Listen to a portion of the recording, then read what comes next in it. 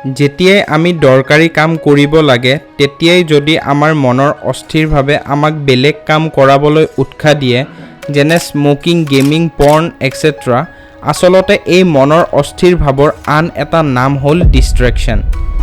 এবাৰ ৰিচাৰ্চ এটা হৈছিল য'ত 16টা ষ্টুডেণ্টছক এটা খালী ৰুমত বহোৱা গৈছিল আৰু সিহঁতৰ পৰা মোবাইল, পেপাৰ, পেন চব লৈ লৈছিল আৰু চবকে কৈছিল যে তোমালোকে 20 মিনিটলৈ একো কৰিব নোৱাৰা।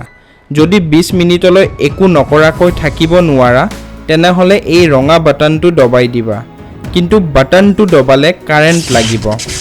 তাৰ পাছত এইটোৱে দেখা গ'ল যে 15 মিনিটৰ ভিতৰত 16টাৰ পৰা 12টা ষ্টুডেণ্টছেই বাটনটো দবাই কাৰেণ্ট খাইছে।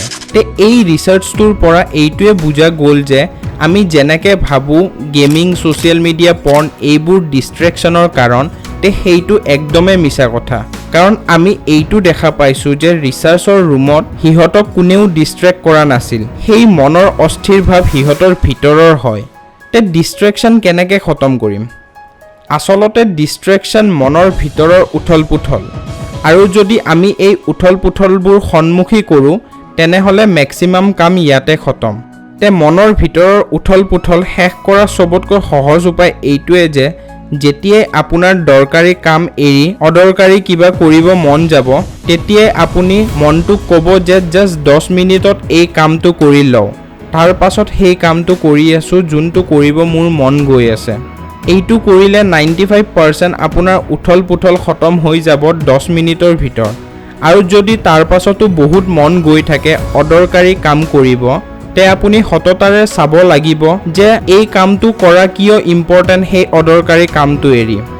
যেনে উদাহৰণ, দুদিনমান পাছত আপোনাৰ এক্সাম আছে আৰু তেতিয়াই আপোনাৰ লগৰ ফোন আহিছে আৰু সি কয় যে ব'ল ভাই পাবজি খেলি লওঁ, আৰু আপুনি গুচিও যায়।